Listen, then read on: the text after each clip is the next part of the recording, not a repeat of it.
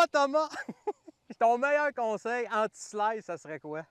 Anti-slice. Ouais, ou pour travailler la slice, parce qu'on sait que c'est pas un secret, c'est de travailler pour Ouais. enlever ça. Mais dans le fond, c'est juste de comprendre qu'est-ce qui crée la slice, premièrement. Il y a deux choses qui peuvent créer la slice. Le patron d'élan ou la face de bâton. La plupart des golfeurs, c'est parce qu'ils reviennent ce qu'on appelle over the top. Ils partent en haut ici, puis ils repartent avec les mains en premier, puis ils viennent couper la balle, fait que ça crée un effet de slice. Ça peut se faire over the top au top du swing, mais il y en a aussi qu'ils amorcent leur swing comme du monde ici, puis juste avant l'impact, au lieu d'arriver dans le bon plan, ils sont ici, ils reviennent par-dessus, puis ils coupent la balle aussi. L'autre chose qui peut créer ça, c'est une face de bâton ouverte à l'impact. Fait que si tu arrives et ta face de bâton est comme ça, bien évidemment, la balle va partir à l'extérieur.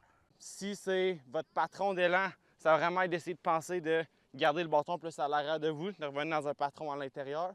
Si c'est votre face de bâton, bien d'essayer de fermer la face, de venir essayer de travailler peut-être un petit peu plus avec la main du bas, essayer de releaser le swing plus vers l'intérieur au lieu de vers l'extérieur. Si vous n'y arrivez pas toujours professionnel, s'il n'y a pas de meilleur conseil pour ça, pour réussir à fixer nos petits problèmes. Mais là, tu es en train de me dire que. Wow! Tu donnes des cours? Oui. Wow! Tu peux prendre des cours avec Thomas en tout temps au Club Venise. Vous pouvez me contacter sur les réseaux sociaux. Mon numéro de téléphone, il va être sur mon profil aussi, email, peu importe. Je vais être là pour répondre à vos questions.